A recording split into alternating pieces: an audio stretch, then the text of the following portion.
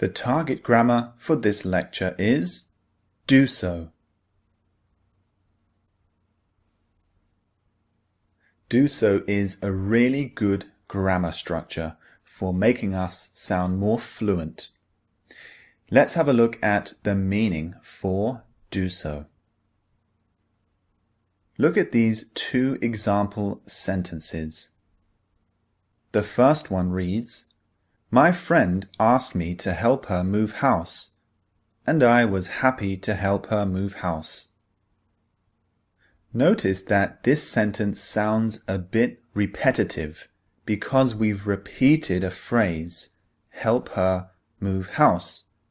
We said it in the previous clause, and we said it again in the second clause. To avoid this repetition, we can simply use do so. Look at the second example. My friend asked me to help her move house, and I was happy to do so. Do so simply replaces the verb phrase that you want to repeat. The second example sounds much more fluent and much more natural. Here is the meaning in detail. So we have the example at the top. My friend asked me to help her move house, and I was happy to do so. Do so replaces a previous verb phrase. Instead of repeating the same verb phrase, simply use do so. In this example, the verb phrase that is replaced by do so is help her move house.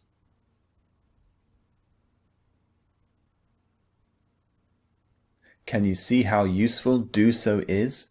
Instead of repeating a verb phrase, which some people do, just use do so. It makes you sound much more fluent and less repetitive, so you're not repeating the same words again. Simply use do so. It sounds much nicer and much more fluent. Have a look at these few examples that we're going to go through now. Here's the first one.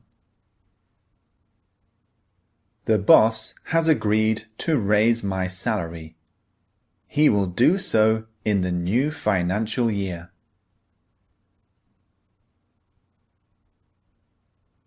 I'd like you to think about this sentence. Which phrase do you think do so is replacing in the previous sentence? Have a think.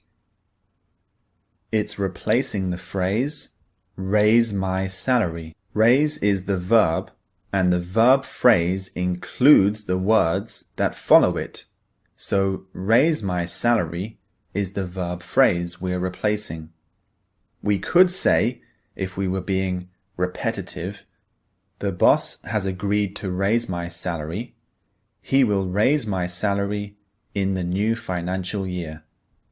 But this sounds very repetitive, so instead we simply used do so to replace the verb phrase.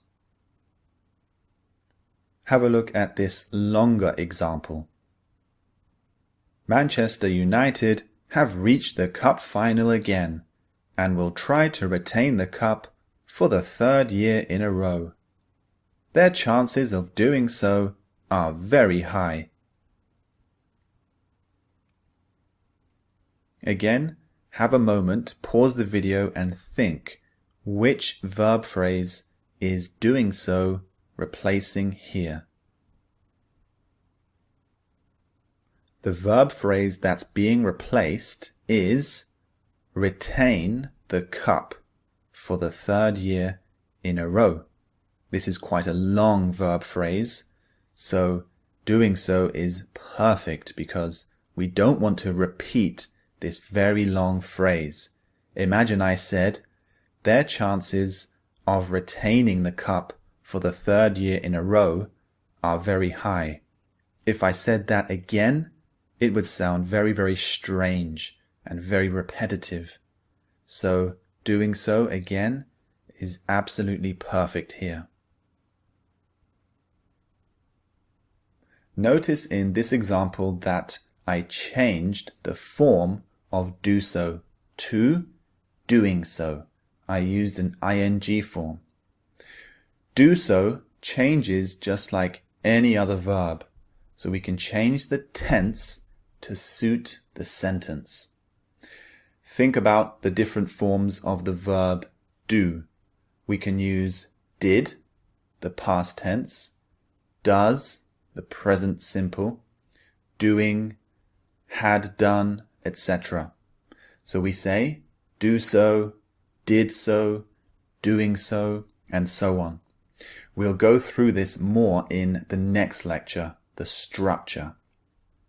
Now look at this last example. "Put your hands up," shouted the bank robber. As everyone did so, he took the bag of money and escaped. Have a think again. Which verb phrase is did so replacing? It's replacing the verb phrase put your hands up.